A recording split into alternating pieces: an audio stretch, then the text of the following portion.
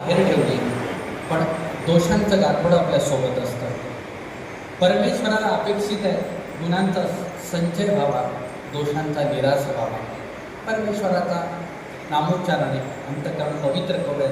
स्वामींचे फार सुंदर सूत्र आहे, ज्याच्या अंतःकरणामध्ये परमेश्वर सामावलेला आहे तिथे अनेक काही येणार नाही, आणि एकदा का अनेक आलं की तिथे परमेश्वर राहणार नाही. म्हणून आता परमेश्वराचं अधिष्ठान अंतःकरणात निर्माण करण्यासाठी एकदा दत्तात्रय प्रभूंचा उद्घोष करूया. मुक्त अंतःकरणात बऱ्याचदा माणसाची सवय अशी असते की तो अपेक्षित करतो की जय दुसऱ्यांना म्हणावा. माणसाची प्रकृती अशी आहे, काही करावं ते दुसऱ्यांना मी फक्त पाहावं. गमतीनं पाहणारी माणसं खूप असतात. लक्षात ठेवा, तुमच्यापेक्षा बाबा उंचावर बसलेले आहेत, कदाचित बाबांना दिसेल अथवा दिसणार नाही, पण परमेश्वर सर्वज्ञ सर्वदृष्ट आहे. परमेश्वराला मात्र निश्चित दिसेल. म्हणून या मुक्त अंतःकरणातून श्री दत्तात्रेय महाराज की वा. ज्यांनी म्हटलं त्यांना धन्यवाद, ज्यांनी नाही म्हटलं त्यांनाही धन्यवाद. आपलेच आहे. आपण सर्वांच्या वतीनं श्री दत्तात्रय प्रभूंना वंदन करत उत्तरापंथाहून आपली धर्मसाधना संवर्धित करणाऱ्या साधनदाताच्या चरणी विनम्र वंदन करत आचार्य श्री नागदेवांच्या पासून आज पावेतो, ज्या ज्या आचार्यांनी, तपस्विनी, साध्वींनी, वासनिक नामधारकांनी या ईश्वरी पंथाचा वारसा सर्वदूर पसरवला. नवे नवे 17व्या शतकामध्ये काबूल कंदाहारपर्यंत पोहोचवला. एक गाठी, एक जोडी, एक पोथी आणि एक विशेष, एवढी सामग्री आहे. स्वातंत्र्यपूर्व पाकिस्तानामध्ये महाडवा पंथाची 47 मंदिरं होती. ज्या वेळेला प्रचाराची कोणतीही साधनं नव्हती. आज प्रचाराची सर्व साधनं आपल्या हातामध्ये आहे. आता विचार, तुम्हाला आश्चर्य वाटेल, मधल्या कालखंडामध्ये 1.25 लाख पंथ की जय म्हणण्याची आपली परंपरा होती. म्हणजे मानव पंथामध्ये संन्यस्त साधकांची संख्या ही 1.25 लाखाच्या घरात होती. आता ही संख्या फार तर 15 ते 17 हजाराच्या घरात आली असेल असं माझा अंदाज आहे. म्हणजे प्रचाराची साधनं आहे, तरी सुद्धा धर्मप्रचार तिथपर्यंत पोहोचवण्यासाठी आपण अक्षम पडतो. आजचा दिवस एक आगळा वेगळा आहे. थोडंसं त्या दृष्टीने आपण चिंतन करणार. टाळ्यांच्या गजरामध्ये ज्ञानपीठावरील आचार्यांना वंदन करूया. वाटलं त्या टाळ्या सर्वांसाठी वा, धन्यवाद. ज्यांच्या माध्यमातून हा सोहळा संपन्न होतो आहे त्या वात्सल्यमूर्ती, परमपूजनीय, परमादरणीय, परमश्रद्धेय, महातपोनिधी, ज्यांना कलियुगाचं पूर्ण आयुष्य मिळालेलं आहे, अशा फार क्वचित भाग्यवंत असे असतात. आणि याचं कारणही मी तुम्हाला माझ्या निवेदनात सांगणार आहे. आदरणीय, पूजनीय आजच्या सत्कार मूर्ती आईंना आपण सर्वांच्या वतीनं वंदन करतो. ज्ञानपीठावर ज्यांच्या सोबत बसण्याचा मी अधिक्षेप केला, कधी काळी त्यांच्या समोर बसून 2 अक्षरं अभ्यासलेले आहेत, असे आमचे ज्येष्ठ आदरणीय आचार्य बोरी निवासी आचार्य श्री मोठे बाबा, ज्यांच्या समोर इथं बसल्यानंतर खरं आज मी म्हणजे आवडण्यासारखं झाल्याचं कारण असं आहे, इथं सगळे गणमान्य ज्येष्ठ आचार्य मंडळी आहेत. जेवढं माझं वय नाही तेवढा त्यांचा पारमार्थिक अनुभव आहे. समोसर आश्रमामध्ये अध्ययन करताना ज्यांनी मला काही संस्काराचं लेणं दिलं ते गुरुतुल्य असलेले आदरणीय मंत्र श्री विश्वनाथ बाबा, आदरणीय, काल त्यांच्या भेटीनं मला फार सुख आणि समाधान वाटलं. की काल बोरीला वास्तव्याला होतो. आदरणीय मंत्र श्री आंबेडकर बाबा, इजळी निवासी आदरणीय मंत्र श्री गोपीराज बाबा, ज्ञानपीठाच्या डाव्या बाजूला इथे उपस्थित असलेले महंत श्री एल्लेराज बाबा, ज्यांच्या शुभ हस्ते या सभागृहाचं उद्घाटन झालं ते आदरणीय मंत्र श्री करंजीकर बाबा, ज्ञानपीठावर विराजित असलेले आमचे ज्येष्ठ स्नेही आदरणीय महंत श्री गंभीरकर बाबा आणि सर्व ज्येष्ठ संत मंडळी, आपल्या सगळ्यांना वंदन करतो. सर्व आदरणीय तपस्विनी, साधक, संत साधक, वासनिक, नामधारक बंधू भगिनी, आजचा सोहळा ज्या सभागृहात होतो आहे, मला असं वाटतं की हा या सभागृहातला पहिला सोहळा असेल की इथे शताब्दी महोत्सव एका संत साधकाचा साजरा होतो आहे. याचं कारण असं आहे, या सभागृहामध्ये आजपर्यंत शुभमंगल सावधान हाच शब्द ऐकायला इथल्या भिंतींना मिळाला असेल. विवाह समारंभ एक आगळा वेगळा असलेला सोहळा आहे. लग्न परंपरा हिंदू संस्कृतीतली आगळी वेगळी आहे. विवाहाच्या निमित्तानं विवाहामध्ये प्रवेश केलेले माणसं आतमध्ये गुदमरलेले असतात, ते कधी बाहेर पडायला मिळेल याची वाट पाहतात. बाहेरची माणसं आतमध्ये चढण्यासाठी उत्सुक झालेली असतात. ही दोन्ही प्रकृतीची माणसं या सभागृहामध्ये असतात. आणि इथं एकच शब्द आजपर्यंत सातत्यानं उच्चारला गेला की तो म्हणजे शुभमंगल. कितीही वेळा म्हटलं तरी माणसं सावध झालीत असं काही वाटत नाही, कारण पुन्हा पुन्हा या सर्व गोष्टी घडत असतात. प्रपंचाची ही रीत आहे. माणूस सावधान म्हणतो, पण वागताना मात्र तो बेसावध झालेला असतो. सावधान ही माता झाली जिने आपल्या आयुष्याला परमेश्वराशी जोडून घेतलं, अशी ही एक जागा आहे. आणि म्हणून मगाशी आदरणीय आमच्या साहेबांचा सत्कार इथे होत होता, त्यांचं हे सभागृह आहे. आजच्या या सोहळ्यानं या सभागृहाला एक प्रकारची वैभवशाली उंची प्राप्त झाली. टाळ्यांच्या गजरामध्ये त्याचा आनंद व्यक्त करू लागला. ज्ञानपीठावर संपन्न होणार आहे आगळा वेगळा सोहळा. सुरुवातीला बोलताना आदरणीय विश्वनाथ बाबा म्हणाले, मनुष्याचं जीवन असं आहे बंधूंनो, असंख्य पैलूमध्ये जगताना आपल्या जीवनाला एखादं नाणं असतं, त्याला दोन पैलू असतात. एखादं नाणं जर एका बाजूने घासलेलं असेल तर ते व्यवहारात चालत नाही. माणसं दुसऱ्याला फसवायला फार उत्सुक झालेली असतात. पण जीवनाच्या दोन पैलूमध्ये आज एक महत्त्वाचा पैलू इथे साकारतो आहे. यासोबतच अंतःकरणामध्ये खोल कुठेतरी वेदना आहे, कारण या सोहळ्याच्या प्रारंभीच आमचा एक धर्मस्नेही मित्र आम्ही गमावलेला आहे. मला आठवतं, परवा दिवशी 17 तारीख होती आणि रुपेशचा मला फोन आला. म्हणाले, बापू कार्यक्रमाचा बॅनर तयार करायचा आहे, सुदामा शास्त्रीने फोटो पाठवला, तुमचा फोटो नाही तुम्ही फोटो पाठवा. मी म्हटलं मी संवत्सरला कार्यक्रमात आहे, कार्यक्रम झाला की फोटो पाठवतो. त्याचा पुन्हा दुसरा फोन आला. 17 तारखेची गोष्ट आमची झालेली शेवटचं बोलणं. फोटो मी व्हॉट्सअप वापरतो, टेलिग्राम फोटो पाठवला आणि मला म्हटलं की मी आता बॅनरचं काम करायला लागतो. आज सकाळीच मी पोहोचलो आणि 20 तारखेला सकाळी संवत्सरच्या कार्यक्रमाचं नियोजनात मी सूत्रसंचलनामध्ये बोलत असताना 11 वाजता मला विवेक शास्त्रीने मोबाईल दाखवला आणि मी बोलता बोलता उभं राहिलं, पटकन खालीच बसलो. माझ्या पायातलंच अवसान घडून गेलं की इतका जवळ असलेला स्नेही परवा त्याच्याशी आपलं बोलणं होतं आणि अनाहूतपणे तो सगळ्यातून निघून जातो, न सांगता न बोलता. खूप अंतःकरणामध्ये खोल एक दुःखाची बाजू तयार होते. एक मित्र गमावला यापेक्षा महानुभाव पंथाचा एक धर्मप्रबोधक गमावला याची फार मोठी खंत आहे. कारण महानुभाव पंथातील प्रत्येक साधनवंत जे बोलतात ती देवाची भाषा बोलतात, लक्षात ठेवा. म्हणून त्याचं जाणं आमच्या सगळ्यांच्या हृदयाला लागलेलं आहे. आजच्या धर्मप्रबोधनाची सेवा मी त्याच्या स्मरणार्थ इथे अदृष्टाच्या चरणी समर्पित करणार आहे. असा एक मित्र गमावण्याची खंत आहे. दुसऱ्या बाजूला आदरणीय आईंचं पूजन शोभा संपन्न होता. फार सुरुवातीला आदरणीय विश्वनाथ बाबांनी ज्या ग्रंथाचा उल्लेख केला, महानुभाव पंथामध्ये बंधूंनो लक्षात ठेवा, मूर्ती प्रकाश नावाचा एक फार सुंदर ग्रंथ आहे. 12व्या शतकामध्ये आचार्य श्री केशीराज व्यासांनी तयार केलेला 3050 ओव्यांचा ग्रंथ आहे. फार सुंदर ग्रंथ आहे.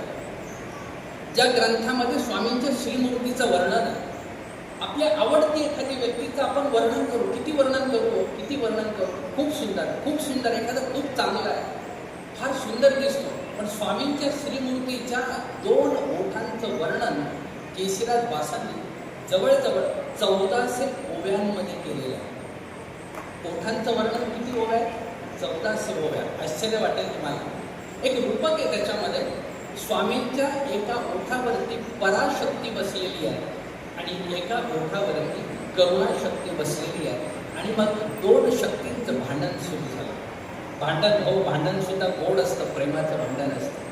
पदार्थाला फोडणी मिळते की फोडणीशिवाय पदार्थ नाही, आणि फोडणी म्हटलं की ठसका आला, ठसक्याशिवाय फोडणी बसत नाही.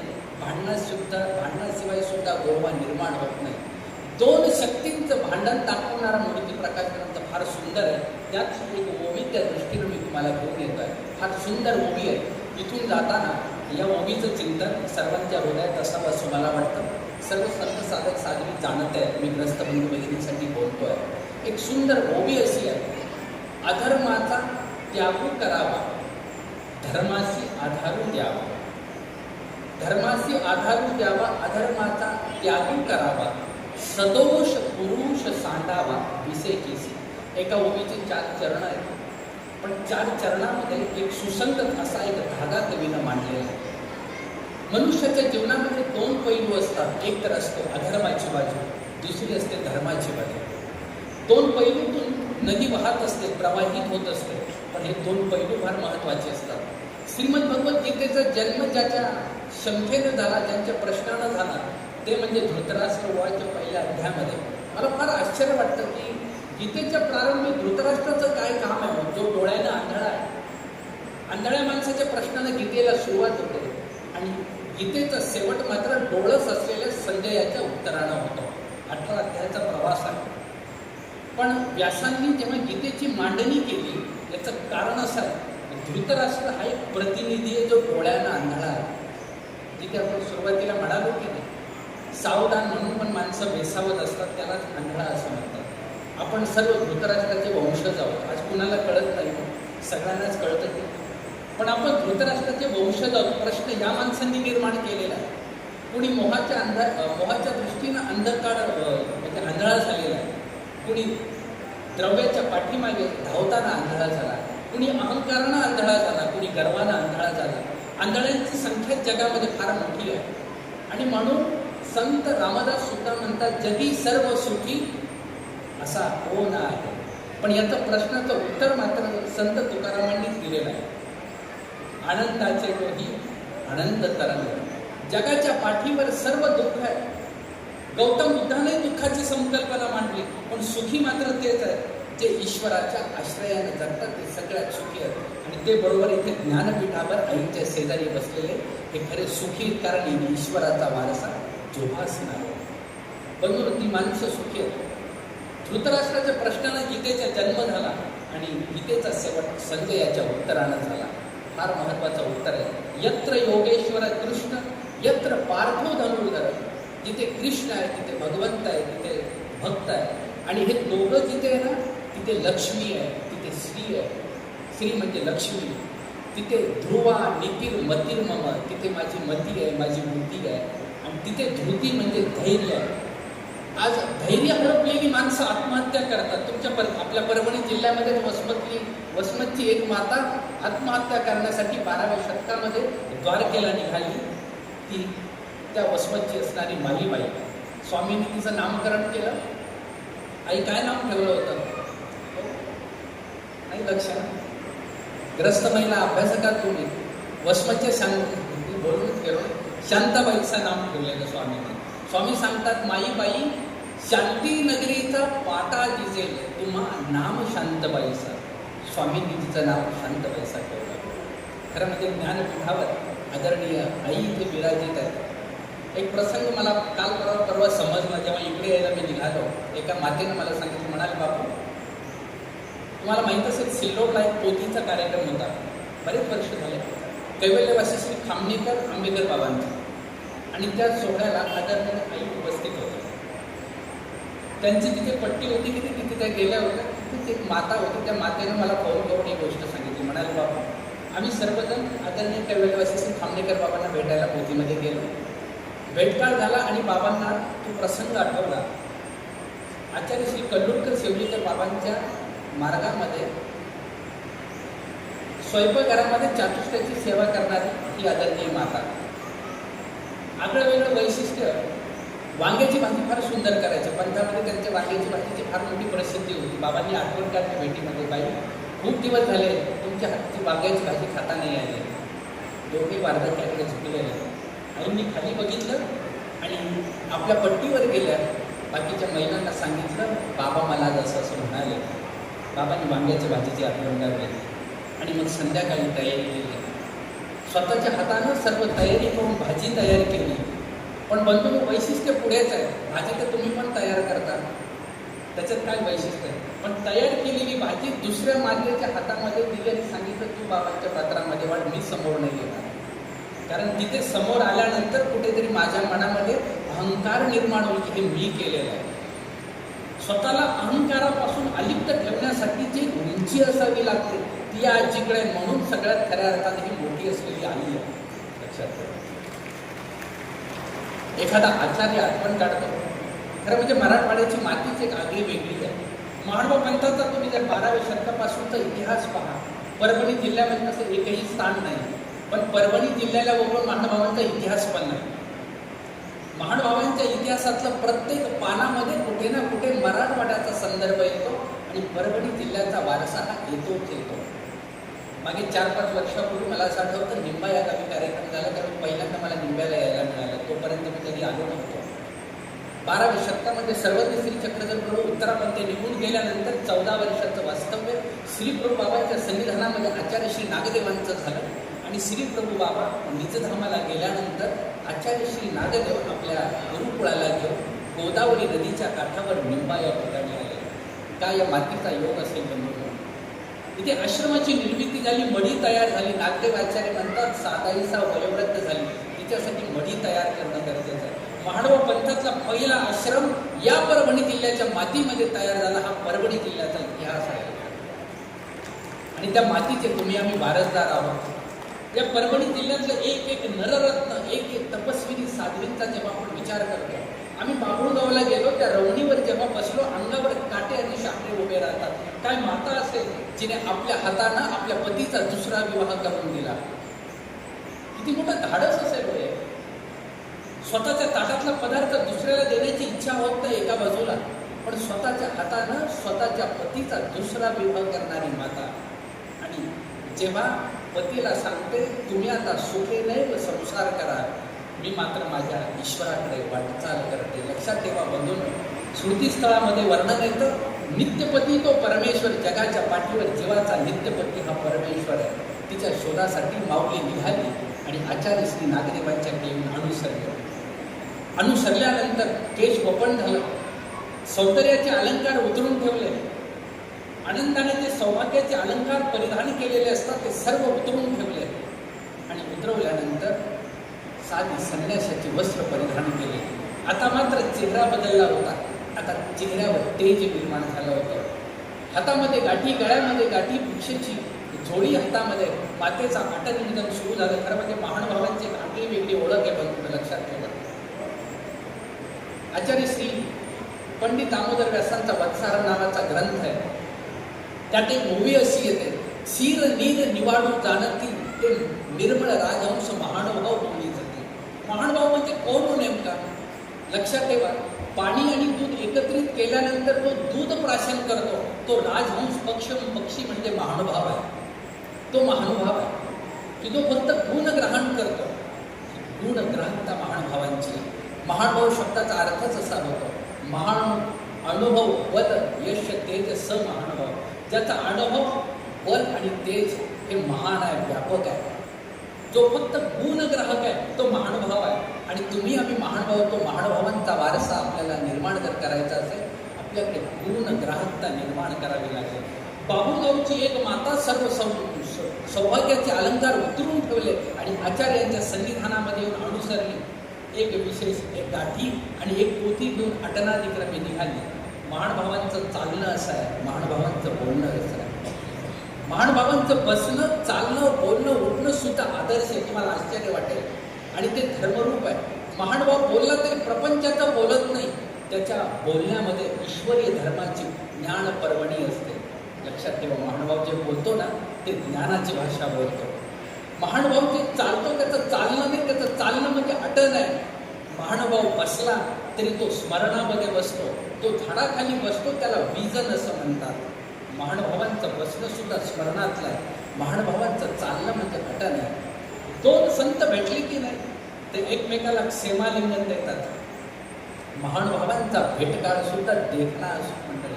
तुम्ही वर्षातून एकदाच परस्परांमध्ये, तुमच्याकडे की माहीत नाही, आमच्या पश्चिम महाराष्ट्रामध्ये नवरदेव नवरीच्या लग्नाच्या प्रसंगामध्ये 2 वऱ्हाड एकत्र येतात, तेव्हा कुठेतरी भेटकाळ त्यांचा होतो असं मी ऐकलेलं. आता आमचा इथे संबंध येत नाही काय, पण मी ऐकून आहे. आणि काहीतरी दसरा पर्वाच्या निमित्ताने कुठेतरी गळ्याला गळा लावून भेटणारी माणसं आहेत. आता गळ्याला गळा लावताना गळा कापण्याचाच हेतू जास्त असतो. महानुभावांच्या भेटी मात्र वेगळ्या आहेत. लक्षात ठेवा, मी तुम्हाला ज्ञानाकडे घेऊन येतो. 3 वेळेला आलिंगन दिलं जातं, या पाठीमागे फार मोठा सिद्धांत आहे. आलिंगन देताना ही भावना, त्यांच्या ठिकाणी असलेलं ज्ञान, भक्ती आणि वैराग्य हे माझ्यामध्ये आलं पाहिजे. 2 देशाचे राष्ट्रपती भेटतात की नाही, एकमेकाचा हातात हात घेऊन विमानतळावर कितीतरी वेळ हस्तांदोलन करतात. मला फार लहानपणी प्रश्न पडायचा, हातात हात दिला की हात सोडला पाहिजे, इतक्या वेळ कशाला दम ठेवत असते. आणि नंतर कळलं हे देणं दोन देशांच्या संस्कृतींचं एकमेकांमध्ये देवाणघेवाण आहे. महानुभाव पंथातला साधक जरी एकत्र आला तरी त्याच्यातून भेटकाळ निर्माण होतो, तिथे धर्मवार्ता निर्माण होते. महानुभाव पंथातला मागितलं तरी तो भीक नाही, तो भिक्षा मागतो. ही मोठी गोष्ट आहे, लक्षात ठेवा. महानुभावांचं मागणं ही भिक्षा आहे. स्मृतीस्थळामध्ये एक प्रसंग बंधूंनो असा आहे, अनुसरणासाठी सुद्धा एक साधक येतो ना, नागदेवाचार्य भिक्षेसाठी दारामध्ये उभे. फार मंजूळ आवाज आहे नागदेवाचार्यांचा. भिक्षा शब्दाचा उल्लेख होतो, उच्चार होतो. आतमध्ये एका मातेच्या कडेवर एक बालक रडत आहे स्तनपान करण्यासाठी. आचार्यांचा तो शब्द ऐकला, वेगला, ते लहान मूल आकर्षित होऊन बघायला लागला. गावातला एक ब्राह्मण जवळ येऊन विचारतो, भटो काही त्रिकाळ स्नान करा, दिवसभरातून 3 वेळेला आंघोळ करता का? नागदेवाचार्य म्हणतात, भटो गगनी तारांगण झळकत आहे, गगनामध्ये तारांगण चमकतं, तो त्याचा प्रकाश नाही, त्याच्या भीतरातला प्रकाश आहे. माझा चेहरा सुंदर नाही, माझ्या अंतःकरणातला ईश्वरीचा वास माझ्या चेहऱ्यावरून ओसंडून वाहतो. महानुभावांच्या चेहऱ्यावरचं तेज येते. आम्ही महानुभाव कुणाच्या घरी गेलो की नाही, पटकन पहिल्यांदा हात सोवळे करून देवपूजा करायला अगोदर जातो. कारण घराची कळा जसं अंगण सांगतं ना, तशी तुमच्या घरातली देवपूजा तुमच्या घरातला धर्म सांगते.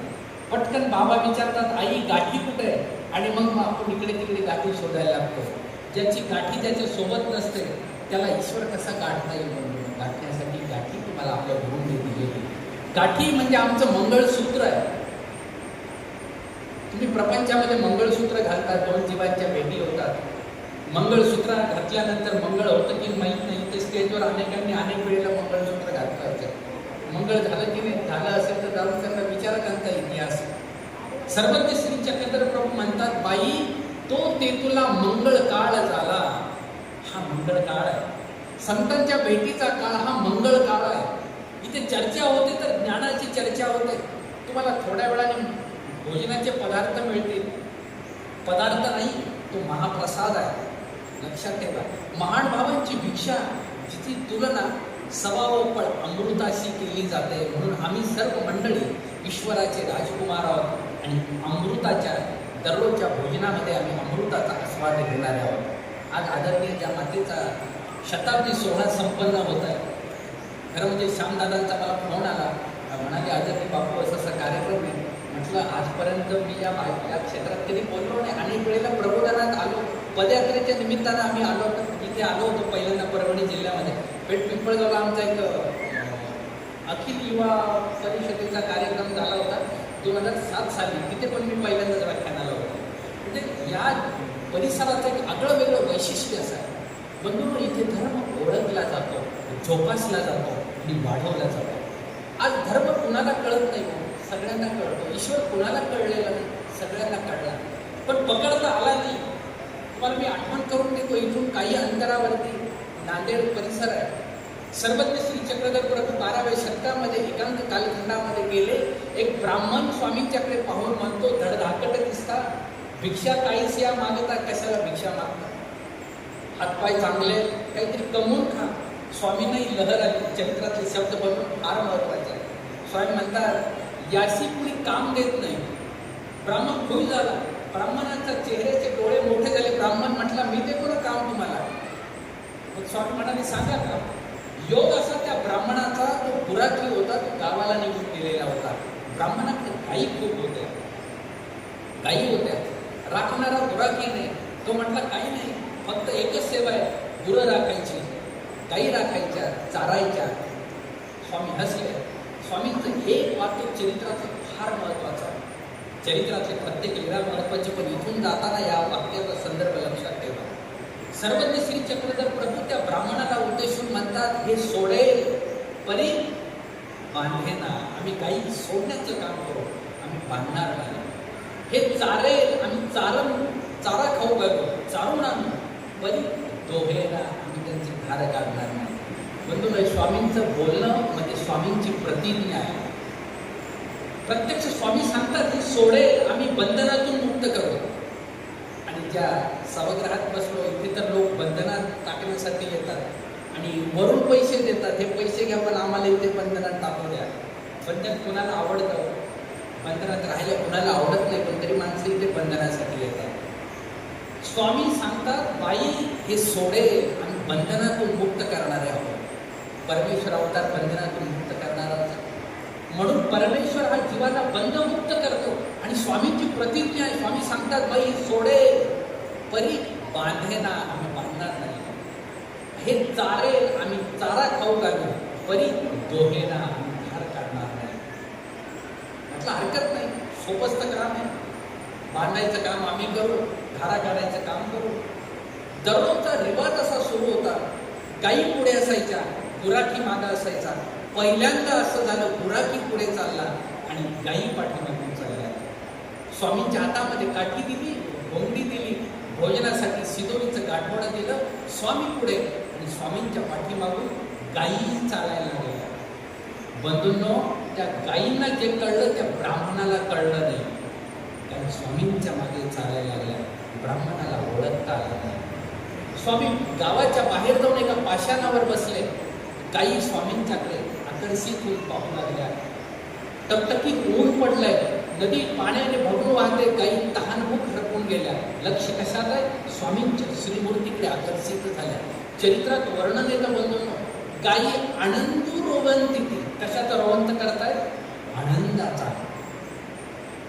श्रीकृष्ण भगवंताचा अवतारात परमेश्वराचा आनंद घेण्याची अपूर्ण असलेली भूक त्या गायी तिथे अनुभवतात. सूर्य अस्ताला चाललेला, स्वामी निघाले. स्वामी पुढे, गायी पाठीमागे. स्वामी पुन्हा ब्राह्मणाच्या घरी पोहोचले. स्वामी ओट्यावर बसले, गायी पुन्हा आपापल्या गोठ्यात गेल्या. रात्री धार काढली आणि पत्नीने, त्या ब्राह्मणीनं ब्राह्मणाला सांगितले, म्हणाले, गुराखी निका जोडलावं, चांगला गुराखी भेटला. काय दूध निघाला आज. गायी काही ताज्या तवाना दिसतात, त्यांच्या कुशी किती भरून आल्या. गावातील लोकांनी येऊन सांगितलं, कसला गुराखी बघितलास? गायींना उन्हात बसवतो, चारा नाही, पाणी नाही. आश्चर्य वाटलं. चारा नाही, पाणी नाही म्हणाल तर गायी कशा आनंदी दिसत आहेत. गायी आल्यानंतर दूध कशा जास्त देत आहेत. आणि मग मात्र लक्षात आलं, काहीतरी चूक घडते. तिसऱ्या दिवशी स्वामी निघाले आणि पुन्हा गायी चारायला निघाले. पाठीमागं चालणाऱ्या त्याच गायी. तो ब्राह्मण आला, येऊन झाडावर चढून पाहू लागला. पाहतो तर स्वामी एका पाषाणावर बसलेले. अशा अवतीभोवती गर्दी करून गायी बसून स्वामींच्या श्रीमुखाकडे अवलोकन करत होत्या. आणि मग मात्र लक्षात आलं, अरे आपण त्याला गुराखी समजतो, हा गुराखी नाही, हा तर श्रीकृष्ण भगवंताचा अवतार आहे. फार मोठी चूक झाली. आणि पटकन खाली उतरतो. चूक कशी होते पहा, मी तुम्हाला त्या विषयाकडे घेऊन येतो. आता परमेश्वर कळाला होता ना, कळाला होता की पटकन खाली उतरून स्वामींचं श्रीचरण पकडायला पाहिजे होते की नाही पकडले. काय केलं? धावत पळत घरी गेला. पत्नीला मराठी भाषेमध्ये अर्धांगी म्हणतात, माहिती आहे तुम्हाला? देहाची पत्नी, लक्षात ठेवा. जीव म्हणून आपण सगळे सारखेच आहोत. देहाची पत्नी असं तिला अर्धांगी म्हणतात. आता अर्धा अंग घरी होतं, सांगायला पटकन धावत पळत घरी गेला.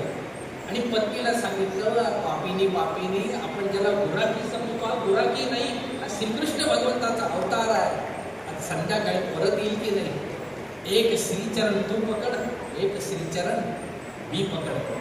आणि दोघांनी आपण माफी मागली. सूर्य अस्ताला चाललेला. गायी आता गोठ्याकडे परत निघाल्या.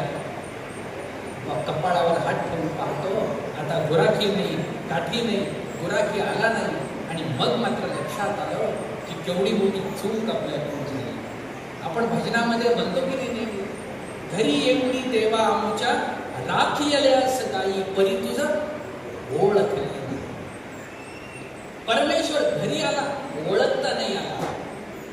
कितीतरी कुटुंबात, परिवारात उपदेश असेल, त्या माता फार भाग्यवान असतील, त्या अन्य कुटुंबातून उपदेशी कुटुंबात आल्याने इकडे उपदेश घ्यायचा. तुम्ही ते पुण्य अगोदर जोडलेलं आहे म्हणून तुम्ही उपदेशी कुटुंबात आलात. बऱ्याच असं होतं, उपदेशी कुटुंबातल्या मुली अन्य कुटुंबात जातात आणि तिकडे गेल्यानंतर मात्र त्यांचा आणि देवाधर्माचा संबंध राहत नाही. ईश्वर कळला नाही असं नाही, पण पकडता आला नाही. ब्राह्मणाला कळलं पण पकडता आला नाही. पकडता कोणाला आला माहिती आहे? पकडता भंडारेकरांना आला. बरोबर पकडलं, कळलं, लगेच उठले आणि उठून स्वामींच्या मागे चालायला लागले. परमेश्वर कळला, पकडला आणि शेवटपर्यंत टिकवला. टायमांना पण कळला होता, दादोसांना पण कळला होता, पण पकडता आला नाही. आणि पकडला तरी शेवटच्या टोकापर्यंत टिकवता आला नाही. मी 3 पुरुष सांगितले, परमेश्वर ओळखता येत नाही, परमेश्वर पकडता येत नाही, आणि तिसरा परमेश्वर शेवटपर्यंत टिकवता येत नाही. आता आपण ठरवायचं की आपल्याला कोणत्या अवस्थेमध्ये जगायचं. परमेश्वर कळलेला आहे, समजलेला आहे, आता पकडलेला आहे, पण शेवटच्या टोकापर्यंत टिकवता आला पाहिजे. अवतीभोवती प्रलोभनं येतात, माणसं नास्तिक होतात. तुम्हाला माहिती आहे, नास्तिक झालेल्या माणसाला शेवटपर्यंत देवधर्म टिकवता येत नाही. कुणीतरी सांगतं पत्रिकेमध्ये मंगळ आहे, मुलीचं लग्न होत नाही. कुणीतरी काय सांगतं, काही कालसर्पयोग आहे. कुणीतरी काय सांगतं, पितृदोष आहे, तिकडं जावं लागेल, अमकं करावं लागेल. अरे विचार केला, दत्तात्रय प्रभूंचा विशेष घरामध्ये माहिती आहे किती जुना आहे तुमच्या? किती जुना आहे माहीत आहे? त्रेतायुगामध्ये दत्तात्रय प्रभूंनी माहूरला सर्व तळ्याला संबंध दिला, बरोबर आहे. मध्ये आता द्वापार युगाचे किती वर्ष गेले? 8 लाख वर्ष गेले द्वापार युगातले, आणि कलियुग सुरू 5000 वर्ष झाले. म्हणजे 8 लाख वर्षाच्या अगोदरचा विशेष आपल्या घरात आहे. मला सांगा, इतकी महत्त्वाची वस्तू आहे, आणि तुम्ही ग्रहदोष आणि पितृदोषासाठी जर बाहेर पडत असाल तर आपल्यासारखं आपणच वाईट आहे. ही वस्तुस्थिती आपल्याला कळली पाहिजे. मी तुम्हाला मुद्दा लक्षात आणून देतोय. ईश्वर कळला, पकडला पाहिजे, आणि शेवट म्हणून टिकवता आला पाहिजे.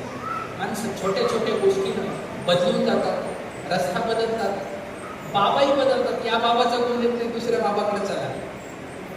आश्चर्य वाटतं. मध्यंतरी बाबा मी माहिती घेतली, आला उद्योग म्हणून सांगतो, मी कुणाचं नाव नाही सांगणार, कारण परत मला परभणी जिल्ह्यात पण यायचंच आहे.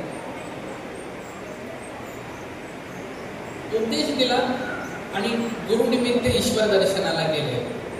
माझ्यासारखा कुणीतरी आला, तुमचे गुरु ईश्वर दर्शनाला गेले, आता दुसऱ्यांदा गुरु करावा लागेल.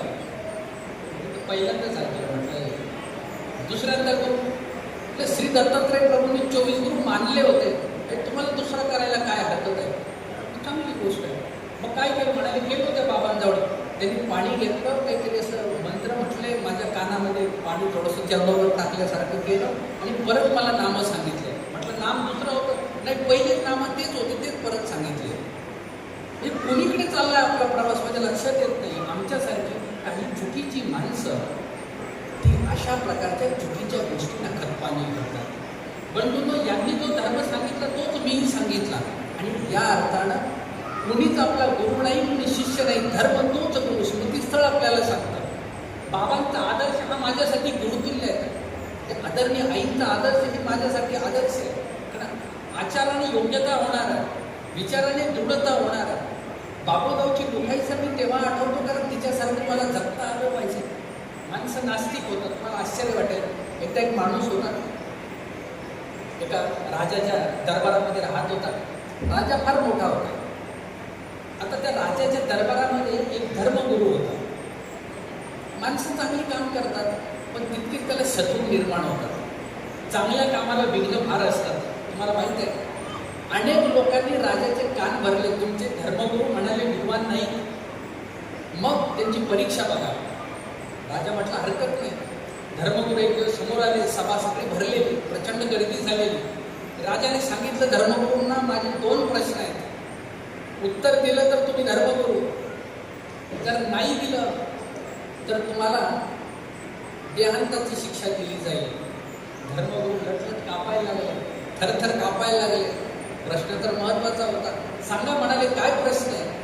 राजाने प्रश्न विचारला, अवधी दिली 8 दिवसाचा. 8 दिवसात उत्तर द्यायचं, विचार करायचा, अभ्यास कर, पाहिजे ते कर. म्हणाले हरकत नाही, प्रश्न तर सांगा. राजाने प्रश्न सांगितला. म्हणाले, ज्या देवाची भक्ती करायला सांगतात तो देव काय खातो, देव काय खातो आणि देव काय करतो? आणि देव नाही म्हणते खातो. नाही म्हणाले, समाधान नाही झालं, विचार करून घ्या. धर्मगुरू घरी गेले, जेवायला बसले. प्रश्न 2 लक्षात, देव काय खातो आणि देव काय, बोला ना, देव काय करतो? प्रश्न डोक्यातला काही जाईना, पदार्थ गोड लागेना, अंगी काही लागेना, शरीर पुरुष व्हायला लागलं. त्याचा एक नोकर होता. नोकरांना विचारलं, म्हणाले धर्मगुरूला की एवढं चांगलं खाता, पण घाबरलेलो आहे. घाबरले का म्हणून म्हणाले, राजाने प्रश्न विचारला, देव काय खातो आणि देव काय करतो? काही सोपं आहे म्हणाले उत्तर. त्या धर्मगुरूचा तो नोकर होता ना, तो म्हटलं उत्तर मी सांगतो. पण म्हणाले माझी एक अट आहे, उत्तर मी तुम्हाला नाही सांगणार, उत्तर राजाला सांगणार. 8वा दिवस उजाडला, सेवकाला घेऊन तो निघाला. धर्मगुरू राजा सिंहासनावर बसला, मोठा दरबार भरलेला, सगळे विरोधक लोक एकत्र आले. आता याचा देहांत बघायचा आहे. आणि राजाने प्रश्न विचारला, देव काय खातो आणि देव काय करतो? धर्मगुरू म्हटला, अरे फार सोपं आहे, याचं उत्तर मी कशाला दिलं पाहिजे, माझं नोकर उत्तर देईल. अरे म्हणे नोकराला उत्तर, वा वा बोलो म्हणाले. पुढं नोकर पुढे आला. नोकराने पहिल्या प्रश्नाचं उत्तर दिलं. नोकराने सांगितलं, महाराज दोन्ही प्रश्नांचे उत्तर देतो, पण एक अट आहे. पहिल्या प्रश्नाचं उत्तर इथं देणार आणि दुसऱ्या प्रश्नाचं उत्तर तुमच्या कानामध्ये सांगणार. तर हरकत नाही, पहिल्या प्रश्नाचं उत्तर सांग. राजाचा पहिला प्रश्न होता, देव काय खातो? पटकन त्या नोकराने सेवकाने सांगितलं, देव भाव खातो, भावाचा पदार्थ खातो, श्रद्धेचा पदार्थ खातो. राजाला आवडलं. राजाने टाळी वाजवली, लोकांनी टाळ्या वाजवल्या. पहिलं उत्तर बरोबर जमलं होतं. आता दुसऱ्या उत्तराचा प्रश्न होता. त्यांनी सांगितलं, राजा इथं नाही सांगता येणार. म्हणाले मग राजमहालामध्ये आतमध्ये जाऊन सांग. ठीक आहे म्हणाले. आतमध्ये गेला. राजा सिंहासनावर बसलेला, हा खाली बसला. म्हटलं, राजा असं नाही चालत, ज्याचं उत्तर ऐकायचं त्याला खाली नाही बसवावं लागत, त्याला वर बसवावं लागतं. राजाने दरवाजा बंद केला. आता राजा असतो. राजाने सेवकांना सांगितलं, दरवाजा बंद करा. आता राजाला खाली बसायची वेळ आली. राजा खाली बसला. तो नोकर वर बसला. राजाला सांगितलं, तुझा कान माझ्या तोंडाजवळ आला. आता राजा असं खाली बसलेला, तो नोकर वर बसलेला. याने कानाजवळ हात देऊन सांगितलं, दुसरा प्रश्न काय होता? म्हणाले, देव काय करतो? अरे म्हणाले, राजा दुसऱ्या प्रश्नाचं उत्तर हेच आहे, देव माझ्यासारख्या नोकराला सिंहासन देतो, तुझ्यासारख्या राजाला पायाजवळ बसवतो. देव काय करतो? देव हे करतो. मुद्दा कळला का? परमेश्वर ओळखता आला पाहिजे आणि ओळखता आला तर पकडता आला पाहिजे. परभणी जिल्ह्यामध्ये असे अनेक संत साधक या महाराष्ट्राच्या मातीमध्ये ईश्वर धर्मात आले आणि इथल्या मातीमध्ये ईश्वर धर्म पेरते झाले. कुमारअम्मा मोठी परंपरेची एक माता याच मातीत जन्माला आली. तिचं लग्न झालेलं होतं आणि तिच्या पतीनं तिला मारहाण केली. रात्री स्वप्नामध्ये त्याची आराध्य देवता आली आणि त्या देवतेने सांगितलं, जिला तू मारहाण केली ना, आता तू 1 वर्ष जीवन जगशील, 1 वर्षाने तुला देहांत आहे. आणि नवरा आता तो थरथर कापायला लागला. झालं असंच, 1 वर्षामध्ये त्या पतीचा देहांत झाला आणि ती माता ईश्वर धर्माला अनुसरणासाठी निघाली. म्हणून किती पात्र सांगू मी तुम्हाला स्मृतीस्थळातल्या. असे कितीतरी माता आहेत, कितीतरी पती आहेत, कितीतरी पुरुष आहेत, साधक आहेत, नवे तर नामधारक आहेत. मी काल इथे मुक्कामी बोरीला पोहोचलो. खरं म्हणजे बोरी हे गाव एक आगळं वेगळं मानव पंथातलं गाव आहे. मला पेठपिंपळगावचा वड आश्रम पाहिला असेल. आदरणीय आचार्य श्री अजिंठा निवासी श्री मोठे बाबांची एकदा मी मुलाखत घ्यायला गेलो. थोडंसं बाबा सांगा. त्यांनी मला पेठपिंपळगावचं महत्त्व सांगितलं. म्हणाले, फार माझं बालपण या ठिकाणी गेलं. देह माझं फार कृश होतं, हातपाय गाड्या झालेल्या, मोठं झालेलं. आणि घरच्यांनी आता मी जगणार नाही म्हणून मला नांदेडच्या आपल्या हिवगावच्या मंदिराच्या त्या समोर आणून मंदिराच्या समोर घेऊन गेलं, गोपाळ चावडीला घेऊन गेलं. वारीची यात्रा भरायची, खूप सारे लोक यायचे. एक वयोवृद्ध माता होती. तिने विचारलं, लेकरू कुणाचं आहे? आईने सांगितलं, वाचणार नाही म्हणून देवाला सोडलंय.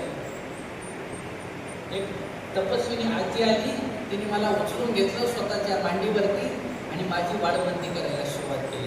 महानुभाव पंथातल्या स्त्रिया बंधूंनो, स्त्रियांचा इतिहास फार व्यापक आहे, फार मोठा आहे, ज्याचा उल्लेख आदरणीय बाबांनी ते प्रस्तावनेमध्ये केला होता. महदंबेतू नागदयाची प्राण ज्योत चेतना. या पंथाच्या आचार्याला पाठीवर घेऊन चालणारी एक माता. तुम्ही आजही जर भानखिंडीला गेलात ना जंगलात, तर तिथल्या जंगलामध्ये आपल्याला एकटं चालताना भीती वाटेल.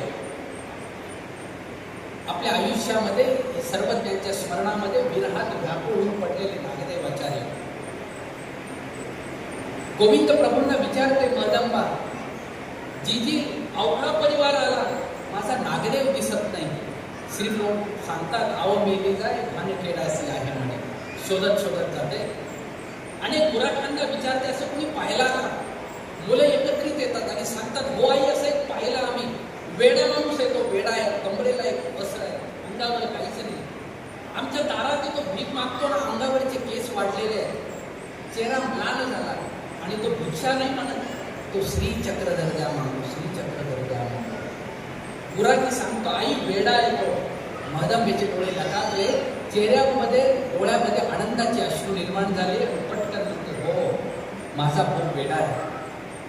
प्रपंचासाठी वेडी झालेली माणसं आपण अवतीभोवती पाहतो, देवासाठी वेडा झालेला माझा भाऊ खरा शहाणा आहे.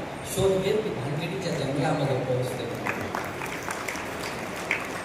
नागदेवाचार्य एका झाडाखाली निश्चित पडलेले आहे. स्मृतीस्थळात वर्णन येतं, अंगाला वाळवी लागलेली आहे आणि मुखामध्ये श्री चक्रधर, श्री चक्रधर, श्री चक्रधर नावाचा उच्चार. पटकन जवळ जाते, स्वतःच्या कमंडलूतलं पाणी नागदेवाचार्यांना कापसाच्या भोळ्यानं पाजते. सावध झालेल्या नागदेवाचार्याला उचलते, पाठीवरती घेते आणि पाठीवर घेऊन परमेश्वर पुराला येते. महाडवा पंथातली एक साध्वी किती भाग्यवंत आहे, किती थोर आहे, इथे आपल्याला या साध्वींची ओळख होते. एक एक माता बंधू असते. आदरणीय अजिंक्याचे बाबा आम्हाला सांगत होते, म्हणाले, एका मातेनं मला उचलून कडेवर घेतलं, माझी वाढपंथी सुरू झाली आणि पाहता पाहता माझं आरोग्य सुधारलं. पंथातल्या अशा असंख्य आचार्यांना सांभाळणाऱ्या पंथातल्या माता, या खऱ्या अर्थाने श्रेष्ठ असलेल्या धर्म माता, या महदंबेच्या वारसा जोपासणाऱ्या माता आहेत, ज्या मातेमध्ये आदरणीय आचार्य सत्कारमूर्ती आई आपल्याला दिसतात. चेहरा बघा तुम्ही. मगाशी आदरणीय बाईजींची पूजा चालू होती, मला आनंद आले, डोळे बंद, त्यांच्या सेविका पाठीमागून उठवत होत्या, आई उठा, पूजा चालली तुमची. स्वस्थ आहे, पूजा चालली तरी स्वस्थ आहे. अंगावरचे सर्व ते अलंकार मागच्या सेविका काढून घेतात तरी खुश आहे. ते प्राप्त झालं तरी समाधान आहे, काढून घेतलं तरी समाधान आहे. यासाठी गीतेमध्ये एक श्लोक आहे, संतुष्ट सततम योगी. योगाची पहिली ओळख म्हणजे तो संतुष्ट आहे. मिळालं तरी संतुष्ट आहे आणि काढून घेतलं तरी संतुष्ट आहे. आहे की स्वामी महादायसाला म्हणतात, बाई तुम्ही राजकुमारी. महादायसा म्हणते, जी आम्हाला राजकुमार म्हणतात, दररोज हातामध्ये झोळी घेऊन भिक्षा मागायला लावतात. बंधूंनो, तुम्ही प्रपंचामध्ये जेवढे पदार्थ खात नाहीत ना, तेवढे पदार्थ आमच्या भिक्षेमध्ये आम्हाला मिळतात. आम्ही खरंच राजकुमार आहोत. तुम्ही कधी भिक्षाटनाची गोडी घेऊन पहा, की पावित्र्य आहे, हे गोडी आहे. एक एक सूत्र तुम्हाला सांगू तर तुम्हाला आश्चर्य वाटेल. प्रपंचाकडे मूक असलं की पदार्थ लांब पळतात. विचार करा, आज तुमचं धाव नाही की पदार्थ पुढे पळतात, तुम्हाला मागे पळावं लागतं. लाडक्या बहिणीचा हप्ता आला नाही, तुम्हाला मागं पळावं लागतं.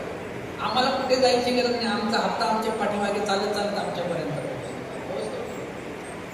ज्याचं मुख देवाकडे आहे, प्रपंच त्याच्या पाठीमागे पळतो, लक्षात ठेवा. आणि ज्याचं मुख प्रपंचाकडे आहे, प्रपंच त्याच्यापासून लांब पळतो. सूत्र असं सांगतं, जवजव पुरुष पळे तव विखो पाठी लागे. पदार्थ मागे पडतात, पण याच्यासाठी तप असावं लागतं, तेज असावं लागतं. मी इथं आल्यानंतर जेव्हा पहिल्यांदा मी आदरणीय आईंना पाहिलं खुर्चीत बसलेल्या, तुम्ही पहा चेहऱ्यावर असंख्य सुरकुते आहेत. एखादा व्यक्ती हा अनुभवानं कसा सिद्ध असतो, मार हलत असते, हाताला थरकाप असतो, उभं राहिलं तर पाय थरथरतात, लटपटतात. परंतु शरीर जरी अक्षम झालं असेल तर त्यांच्या डोक्यावर अनुभवाचं ओझं असतं. बंधूंनो, आम्ही तुम्हाला काय देतो? अनुभव देतो. आणि म्हणून मानव पंथामध्ये शब्द फार महत्त्वाचा आहे. स्वामी सांगतात, बाई अन्य धर्म हे विश्वास पंथ आहे. विश्वास ठेवला जातो. मी कुठल्या दैवताचं नाव घेत नाही, पण आठवण करून सांगतो, मागे काही वर्षापूर्वी टेलिव्हिजनवर बातमी आली, कुठली तरी देवतेची मूर्ती दूध पिते म्हणून. आठवत असेल तुम्हाला. असंख्य लोकांनी गर्दी केली आणि त्या दिवशी दुधाचे भाव गगनाला भेटले होते आणि सगळेजण चमच्यामध्ये दूध घेऊन त्या मूर्तीसमोर उभं राहत होते. विज्ञानाच्या कालखंडामध्ये अशा प्रकारच्या गोष्टी करतात. हो,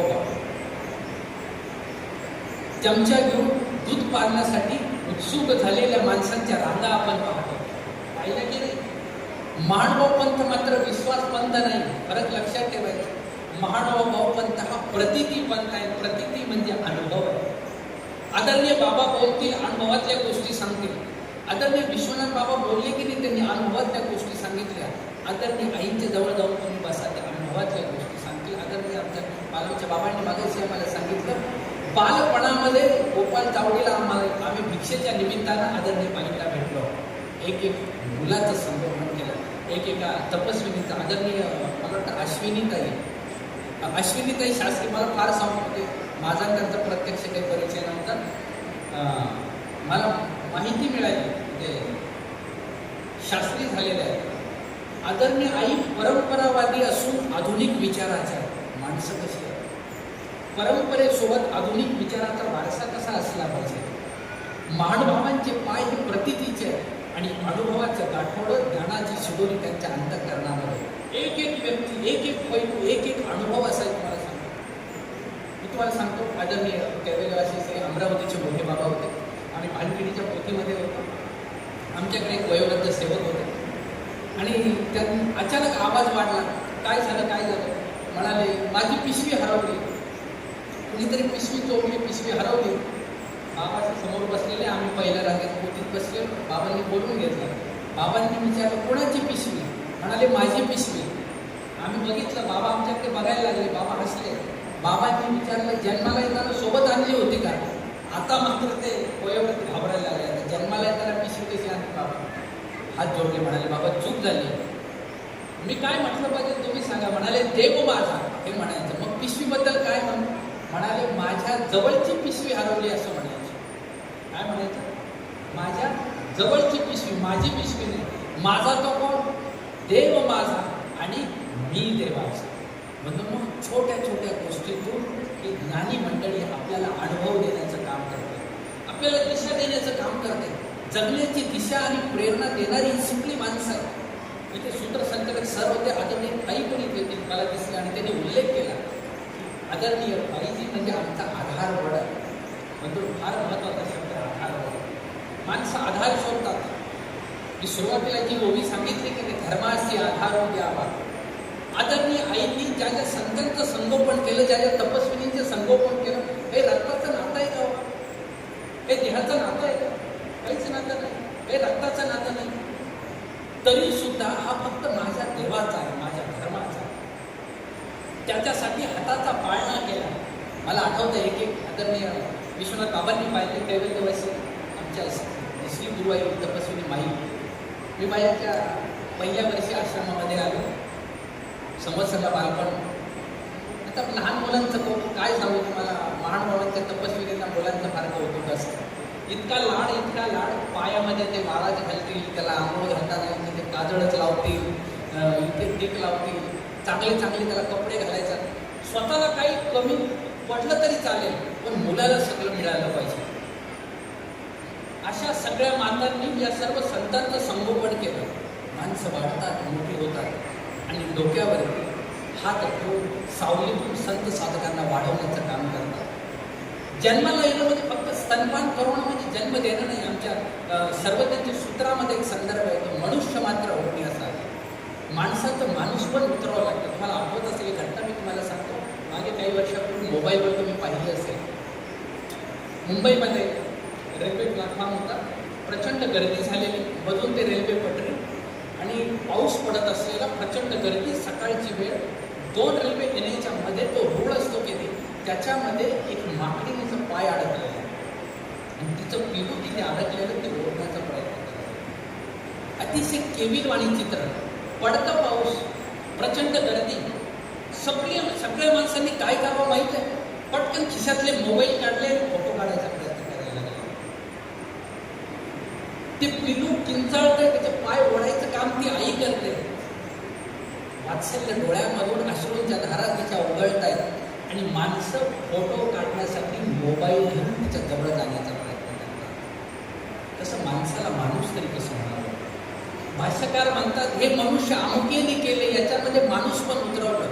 म्हणून मी फार विचार करतो. बालपणामध्ये मी जेव्हा स्वतःचा विचार करतो, कितीतरी आज्ञा म्हणजे कैवल्यवासी मोठे जुन्नरकर बाबा होते, आदरणीय विश्वनाथ बाबांनी पाहिले, त्याला आंबेडकर बाबांनी पाहिलं. मला उचलून कड्यावर घ्यायचे, खांद्यावर घ्यायचे रात्री अंधाराच्या वेळेला आणि मला म्हणायचे, याला लाईट म्हणतात, याला प्रकाश म्हणतात, याला अंधार म्हणतात. आयुष्याचा प्रकाश दाखवणारे असे असंख्य संत साधक आपल्या जीवनात येतात, तेव्हा कुठेतरी आपल्यामध्ये मनुष्यत्वाचे गुणधर्म उतरतात. ही गोष्ट सगळ्यात महत्त्वाची आहे. आता मी आईंकडे जेव्हा मी पाहतो, अशा पंथातल्या अनेक माता मी पाहिल्या. समोसक आश्रमामध्ये कैवल्यबाईची बाई होत्या, सगळ्यात सुभद्राबाईची म्हणून. अशा एक एक माता मी तुम्हाला आत्ताचं सांगतोय. स्मृतीस्थळामध्ये अशा असंख्य माता दिसतील. स्मृतीस्थळात एक एक माता तुम्हाला अशी दिसेल. नागदेवाचार्य एक दिवस भोजन झालं आणि भोजनोपरांत पान खाण्यासाठी हातामध्ये पान घेतलं, चुना लावत होते, सुपारी टाकून टाकला, आता विडा बांधला आणि मुखामध्ये घालला. तेवढ्यात महादाईचा समोर उभी राहिली आणि पटकन हातातलं पान हिसकावून घेतलं. नागदया, माझा साधनदाता, माझा देव, माझा बाप उत्तरामध्ये निघून गेणार आहे आणि तू खुशाल पान कसा खातो? चूक लक्षात आणून दिली. नाट्यवाचार्याने चूक समजली. माझा देव उत्तरामध्ये मला टाकून गेला, मी अष्टभोग पान कसा खाऊ? चूक लक्षात आली. हातातलं पान देऊन टाकलं, गप्प बसले. 2-4 दिवस उलटून गेले. आता तीच महादाई परत स्वतःच्याच हाताने पान तयार केलं, स्वतः चुना लावला, कात घेतला आणि तेच पान नागदेवाच्या हातामध्ये दिलं. नागदया, आता हे पान घे. नाट्यवाचार्य म्हणतात, रुपे, काल तर तू माझ्या हातातून पान हिसकावून घेतलंस, आज पुन्हा मला तांबव कसं देतेस? म्हणाले, नागदया, विसरलास? स्वामींनी आपल्याला सांगितलंय, तुमच्याकडून तुम्हासी काही न व्हावे, येथून तुम्हा सगळी व्हावे. स्वतःच्या इच्छेनं पदार्थ खाऊ नका, पण पुढील आणि तर ईश्वर हेतून तुम्हाला दिलं. म्हणून मी तुम्हाला मागायचं म्हणालो, महानुभाव जे घेतात ना, त्याला भिक्षा म्हणतात, त्याला भीक म्हणत नाही. भिक्षा म्हणजे 12.25 अमृत आहे. हे 12.25 अमृत, 12.5% अमृत जे येतं ना, ते अशा भिक्षांना पुढे येतं. महानुभाव पंथातली एक एक माता एकाने प्रश्न विचारला, नागदेवा, स्मरण कसं करायचं रे? स्मरणाचे सूत्र कोणते? आचार्यांना अचानक प्रश्न विचारला. आचार्यांना विस्मरण झालं, गप्प बसले. आचार्यांच्या डोळ्यामध्ये स्वामींच्या विरहाचा व्याकुळता, डोळ्यामध्ये अश्रू तरळले. पटकन महादाई सांगते, नागदया, विसरलास तू? गोसाव्यांनी स्मरणाचे सूत्र निरूपण केले. नामस्मरण म्हणजे नामी अभिमानाती, परमेश्वराच्या नामाचे स्मरण केलं पाहिजे. परमेश्वराला आपला अभिमान आहे. काय अभिमान आहे बंधूंनो? तुम्हाला तुमच्या मुलांचा जेवढा अभिमान नाही, तेवढा ईश्वराला आपल्या साधनवंताचा अभिमान असतो. तुम्हाला आश्चर्य वाटेल, एका वेळेचा मी महत्त्वाचा संदर्भ तुम्हाला सांगून समारोपाच्या दृष्टीकडे येतो. चरित्रात असे असंख्य प्रसंग तुम्हाला पाहायला मिळते. सर्वज्ञ श्री चक्रधर प्रभू पैठणला होते, सारंग पंडितांच्या घरी भोजनाला चाललेले. अशी दुपारची वेळ झालेली. एका मंदिराच्या पायरीवर स्वामी बसतात आणि स्वामींच्या श्रीचरणावर धूळ उडालेली असते. पटकन महादाई आतमध्ये जाते, महादेवाच्या मंदिरातून येऊन चरण प्रक्षालन करते, पाय धुते आणि त्याचं चरणोदक स्वतः मुखामध्ये घेते. लीळा लक्षात ठेवा, फार महत्त्वाची लीळा मी तुम्हाला सांगतो. तिने चरणोदक घेतलं, पण सोबत असलेले दादोसांचा चेहरा बदलून गेला. दादोस फार कर्मठ होते. दादोस ही व्यक्ती, त्यापेक्षा दादोस ही प्रवृत्ती लक्षात ठेवा. आपल्या अवतीभोवती असे खूप सारे दादोस प्रकृतीची माणसं असतात. ते धर्मापासून आपल्या बाजूला काढतात. कशाला जायचं कार्यक्रमाला, कशाला जायचं मंदिरात, कशाला बाबांना पूजन करतो, त्यांना कुठं कमी आहे? बऱ्याचदा माणसं असा विचार करतात. लक्षात ठेवा, दादोस प्रकृती अशी आहे की ती धर्मापासून आपल्याला बाजूला करत असते. शास्त्र असं सांगतं, धर्मकार्य जेवेळी पुरे तेवेळीच केलं पाहिजे. चरणोदक ती घेते, भोजनाला स्थानक पंडितांच्या आवारात जाते. भोजन झालं, परत निघाले. स्वामी मठामध्ये विश्रांतीला गेले आणि दादोस इकडे दुसऱ्या मठामध्ये आहे. रूपाई साला म्हणतात, रूपाबाई, तुम्ही स्नान करून या. रूपाबाई म्हणते, आता दुपारी काय स्नानाचं प्रयोजन? म्हणाले, तू अपवित्र झाले. अरे म्हणाले, मी कशी अपवित्र झाले? मी तर गोसाव्यांचे चरणोदक घेतले. माणसं फार तर्कवादी असतात, लक्षात ठेवा. माणसं फार तर्कवादी असतात. काही अशी माणसं कशी भेटतात आपल्याला. पटकन ती म्हणाले, मी ते चरणोदक घेतलं. अरे म्हणाले, चरणोदक घेतलं, पण पाणी तर पूर्वाचे होते, तू अपवित्र झाली. 12व्या शतकामध्ये विटाळ, जातीयता एवढी मोठी गोष्ट आहे. महादाई सगळे आवडलं नाही. आणि ते म्हणाले, जीव स्वर्गाला गेले काही, नरकाला गेले काही, देवाला काही पडलेलं नाही. तेव्हा दादोष प्रमाण देतात. श्रीकृष्ण चक्रवर्तींचे 56 कोटी यादव परस्परामध्ये झुंजवून मेले का श्रीकृष्ण भगवंतांनी सोडवलं नाही. आणि इथं मात्र महाराज गप्प बसले, इथे गप्प बसले. पण समाधान काय होईना, पटकन उठली निघाली. असाच दुपारची वेळ, स्वामीच्या मठामध्ये होते, दरवाजा वाजवते. स्वामी सांगतात, बाई कवाड उघडा. गणपत मठामध्ये स्वामी आहे. बाई म्हणते, जीजी एवढ्या दुपारी कोण येणार आहे. स्वामी म्हणतात, बाई उघडा कवाड. आणि मग कवाड उघडण्यात जातं. पटकन महादाईचा हात येते. स्वामी गोट्यावरती विश्रांती करतात. विशाला ती उभी राहते आणि ती पटकन म्हणते, जीजी जीव स्वर्गाला गेले काही नरकाला गेले काही तुम्हाला काहीच नाही.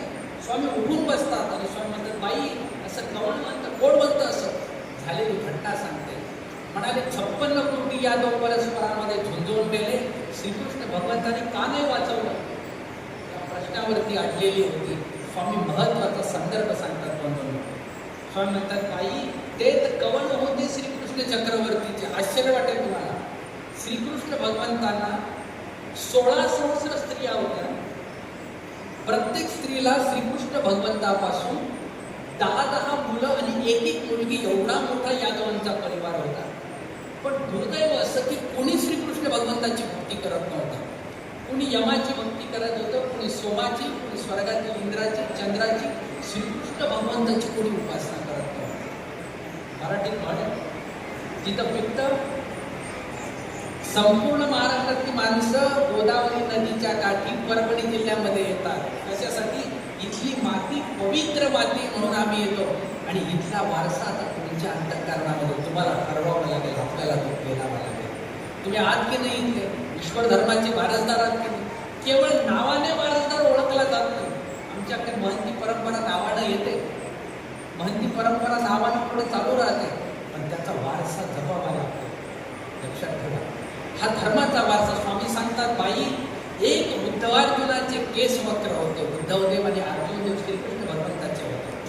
यांचा जर केसाला धक्का लागला असता ना, तर संपूर्ण पृथ्वीचा संहार करून टाकला असता. इतका भगवंताला आपल्या भक्ताचा अभिमान आहे. आपल्याला ते भक्त होता आलं पाहिजे. एक भक्त काय काय वाखाणून सांगू बंधूंनो तुम्हाला. आम्ही कपाळाला गंध लावतो ना, कारण आमचा नित्यपती परमेश्वर आहे. मी तुम्हाला तो संदर्भ सांगितला मगाशी. दुखाईचा बाबूळगावकर पतीचं लग्न करून दिलं, सौभाग्याचे अलंकार काढून ठेवले आणि निघाली नागदेवाचार्यांच्या दिशेने. परमार्थ हाच तिने प्रपंच म्हणून केला. पुन्हा एकदा बऱ्याच दिवसानंतर आपल्या गावी बाबूळगावला भिक्षेसाठी गेली. हातामध्ये झोळी काठी आहे, चेहऱ्यावर अशाच या मातेसारख्या असंख्य सुरकुत्या. आवाज ओळखला, पती आतमध्ये होता. सगळं बदलता येतं. आवाज कसा बदलला लक्षात आला. अरे आवाज ऐकलेला आहे, जिच्यासोबत संसार केला की नाही तीच असेल. धावत पळत भिक्षा घेऊन बाहेर आला. आल्यानंतर हे रूप पाहिलं, केश वपण केलेलं, चेहऱ्यावर प्रचंड धर्माचं स्मरणाचं तेज पाहिलं आणि पटकन खाली वाकला आणि त्या माऊलीच्या पायावर डोकं ठेवून दंडवत करून म्हणतो, दंडवत हो आई. आपल्या देहाच्या पूर्व पत्नीला साष्टांग दंडवत घालणारा पहिला ब्राह्मण कुठे भेटतो आपल्याला या बाबूळगावमध्ये परभणी जिल्ह्यामध्ये पाहायला मिळतो. बंधून तप असं आहे, तेज असं आहे. तेजानं आता मार्केटमध्ये आंबा येईल खाण्यासाठी, सुरू झाला असेल, कैरी लागते, आंबट असते, हळूहळू गोड होते, आरपार बदलून जाते. वार्धक्यानं माणसं बदलतात. लक्षात आलं की चेहऱ्यावरच्या सुरकुत्या आता माधुर्य. कुणाबरोबर वैर नाही, कुणाबरोबर द्वेष नाही, मत्सर नाही, असं एक नितळ आयुष्य. खरं म्हणजे असं वार्धक्य. हे वार्धक्य म्हणण्यापेक्षा ज्येष्ठता. आमच्याकडे एक दिवस काही मुलं बसलेली आणि श्री गुरुजींनी निरोप दिला. बोलून आला म्हणाले वयोवृद्धांना. मुलं म्हटले, बाबा म्हाताऱ्यांना बोलून आलो का. श्री गुरुजी म्हटले, म्हाताऱ्याने महातारे. अरे ते तर म्हाताऱ्याने म्हणते महातारे, पण काय म्हणायचं. म्हणाले त्यांना ज्येष्ठ म्हणायचे. ईश्वरीचे साधनवंत हे वयानं ज्येष्ठ होतात, म्हातारे होत नाही. कारण त्यांची स्मरणाची गाठी हे आपल्यासाठी संरक्षण कवच असतात. आम्ही दंडवत करतो, इथे बाबांनी दंडवत केला, आईच्या गुडघ्यावरती डोकं टेकवतो. काय असेल म्हणून, काय कारण असेल. कारण त्यांच्या हातातली गाठी आमच्या धर्माचं संरक्षण असतं. असंख्यांच्या धर्मांचं संरक्षण करण्याची क्षमता अशा मातेमध्ये आहे. तो फार भाग्यवंत हा परिवार आहे. ज्या दामोदर परंपरेतील आदरणीय माता आहेत, 5 आचार्यांना ज्यांनी आपल्या सन्मुख पाहिलं, त्यांचा धर्म संवर्धन केलं, सन्मुखानं ज्यांनी धर्म त्यांचं संवर्धन केलं, वाढवण्याचं काम पुरुष मंडळी कमवू शकते. तुम्हाला प्रपंचातलं माहिती आहे, महिन्याकाठी पगार येतो, तुमच्याकडे काही माहीत नाही. आमच्याकडे आल्यानंतर पगार गृहलक्ष्मीकडे दिला जातो. तुमच्याकडे देतात का? महिलांना विचारतो, देतात ठेवायला? नाही देत ना, ते नाही संपवायला देत. खरं बोलले, महिला कमवू शकत नसतील, पण कमवून आणलेलं कसं सुरक्षित टिकवायचं माहिती असते तिला. मला आश्चर्य वाटतं की सकाळी दूध आलं घरामध्ये, संध्याकाळपर्यंत उन्हाच्या दिवसात टिकवायचं आहे. ते कसं टिकवायचं कोणाला कळतं? बाईला कळतं. किती वेळेला गरम करायचं, किती वेळेला व्यवस्थित ठेवायचं. ज्या घरातली महिला सक्षम आहे की नाही, त्या घराचा प्रपंच चांगला होतो. नवे नवे ज्या ईश्वर मार्गाच्या परंपरेमध्ये मी तुम्हाला अनुभव सांगतो. कैवल्यवासी आमच्या परंपरेमध्ये बाई होत्या. सोमठाण्याला पोथी होती आदरणीय आचार्य श्री परमेश्वर गुरुचे नागराज बाबा उपाध्याय गोपीनाथ बाबा यांची. आणि मार्ग पोथीला जायला निघाला, सगळेजण निघाले. माई होत्या, श्री गुरुजी होते. माई पटकन म्हणाले, वा एकतर सर्व पुरुष मंडळीला घेऊन तुम्ही पोथीला जा, नाहीतर तुम्ही मार्ग सांभाळा, सगळ्या महिलांना घेऊन मी पोथीला जाते. तुम्हाला आश्चर्य वाटेल, माई सगळ्या महिलांना घेऊन तिथे सोमठाण्याला पोथीला पूर्ण 1.25 महिना वास्तव्याला होते. म्हणजे एक स्त्री, आणि याची उणीव कधी वाचली माहीत आहे, प्रतिष्ठानच्या पदयात्रा सर्वदूर निघतात. महिनाभर श्री गुरुजी या प्रतिष्ठानच्या पदयात्रेत असतात. कधीच आश्रमाची चिंता वाटत नाही. मार्गामध्ये माई असायची, तिथे बसलेल्या सगळ्या आले गेल्याची व्यवस्थापन, मार्गाचे व्यवस्थापन चालायचे. आज एक दिवस बाहेर जाताना विचार येतो की संध्याकाळी पुन्हा फोन करून विचारावं लागतं, मार्गात सगळे कुशल आहेत का, कुशल मंगल आहेत का, हे विचारायचं कारण घरामध्ये असणारं एका स्त्रीचं दाक्षिण्य. म्हणून ज्या आश्रमामध्ये, ज्या मार्गामध्ये, ज्या मठामध्ये, ज्या कुटुंबामध्ये, परिवारामध्ये स्त्री सक्षम आहे, त्या कुटुंबाचा धर्म सुरक्षित असतो, त्या घरातला धर्म सुरक्षित असतो, तो वारसा पुढच्या पिढीमध्ये दिला जातो. ज्या दामोदर परंपरेच्या आदरणीय बाईजी आहेत, तुम्हाला माहिती असेल, सांपो नावाची माता स्वामींना भेटायला कनासीला आली, सगळा परिवार सोबत. स्वामी विचारतात, बाई कोण कोण आलं? ती सांगते, जीजी हा पुत्र आहे, हा जावई आहे, ही मुलगी आहे, हे सगळा परिवार आला. आणि स्वामी पटकन सांपो नावाच्या मातेला नामकरण करतात कनासीला. स्वामी म्हणतात, बाई तरी तुम्हा नाम मदळसा असे म्हणा. याचं कारण मी तुम्हाला सांगतो. एखादं छत असतं, छताला आधार देणारा एखादा खांब असतो, त्या खांबाला जोडणारी जी एक धागा असतो किंवा जे बाजू असते त्याला मदळसा असं म्हणतात. ती मदळसा संपूर्ण छताला सावरण्याचं काम करत असते. सावरण्याचं काम मदळसा नावाची एक माता दत्तात्रय प्रभूंच्या सानिध्यामध्ये तिने आपले सर्वच्या सर्व मुलं संन्यासी केले. तशी ही एक सांपो नावाची माता, तिने आपले सर्व नातेवाईक घेऊन ती स्वामींच्या दर्शनाला आली. म्हणून माणभाव परंपरेमध्ये मदळसा आमना या नावाने दामोदर परंपरा सुरू झाली. आणि त्या परंपरेच्या वारसदार असलेल्या आदरणीय आजी टाळ्यांच्या गजरामध्ये त्यांच्यासाठी आपण देवाला प्रार्थना करू. खरं तर अशी माता त्या परिवाराला, ईश्वर धर्माला लावली. ईश्वर धर्म आपण असं म्हणतोय की तिच्यामुळे असंख्यांचा धर्म सुरक्षित आहे. या आधारवडाचा मला लाभ घेता आला, भेटीला येता आला, त्यांचा अडचणी करता आला. त्यांच्या साक्षीनं स्वतःच्या ठिकाणी दैवदत्त जी सामग्री मिळाली ती ईश्वराला अर्पण करता आली. म्हणून खूप सारा व्यापक विषय आहे. खरं म्हणजे धर्माला आधारभूत असणाऱ्या अशा माता, तुमचं आमचं सर्वांच्या आयुष्याला ललामभूत असणाऱ्या माता, आपल्या सर्वांच्या वतीनं आदरणीय पूजनीय त्यांचं देहाचं नाव सुंदराबाईजी आहे. बंधू, नावातल्या सौंदर्यापेक्षा कर्तृत्वातलं सौंदर्य हे सर्वात महत्त्वाचं असतं. आणि ते दीर्घकाल इतिहासामध्ये नोंद होते.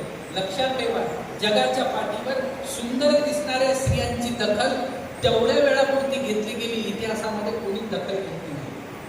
पण कर्तृत्ववान स्त्रियांची दखल मात्र संपूर्ण इतिहासामध्ये घेतली जाते. तुम्हाला आश्चर्य वाटेल, फक्त पेशव्यांच्या इतिहासामध्ये मस्तानी नाव वाचायला मिळेल, पण राणी लक्ष्मीबाई तुम्हाला इतिहासामध्ये पराक्रमानं ओळखायला मिळते. अशी ही माता आहे, जिच्या धर्मकर्तृत्वामध्ये ज्यांच्या ज्यांच्या धर्मजीवनाला उपकारक ठरल्या त्या सगळ्यांच्या वतीनं आदरणीय आईंना उदंड आयुष्य लावावं अशी प्रार्थना करतो. आणि अनाहूतपणे मी या सेवेत पोहोचलो. खरं म्हणजे आमचे सुधामराज शास्त्री त्यांना आज दुसरीकडे कार्यक्रम होता आणि म्हणून त्यांनी बरोबर कालचा योग साधला आणि आज मला सेवेत पाठवलं. मी म्हटलं शास्त्रीजींना, म्हटलं का म्हटलं तुम्ही सोबत असा तर मला आनंद वाटला असता. म्हणाले बाबू तुम्ही एकटे असले तरी काम चालू जाईल. म्हटलं विश्वनाथ बाबा आमचे मार्गदर्शक आहेत आणि बाबा ही सगळी मंडळी ज्येष्ठ वयाने मला अनुभवाने समृद्ध आहे, त्यांच्या समोर बसून बोलण्याचं धाडस केलं. त्यांच्या सगळ्यांनी क्षमा याचनेची प्रार्थना करतो. सर्व दामोदर परंपरा, सर्व परिवार, सर्व तपस्विनी साधू या सगळ्यांना दंडवत करतो. निष्काम निर्मित कृतीनं झालेली माझी वामपुष्पार्चन सेवा कैवल्यवासी धर्मस्नेही रुपेश दादा बिडकर यांचं स्मरण करत अदृष्टाच्या श्रीचरणी समर्पित करतो. जेव्हा कुठे भेटू, जिथे जिथे भेटू तिथे धर्मवार्तेच्या संवादाची वाहिनी माझ्या लांबलेल्या विचारांना या ठिकाणी थांबवतो. जय चक्रधर, जय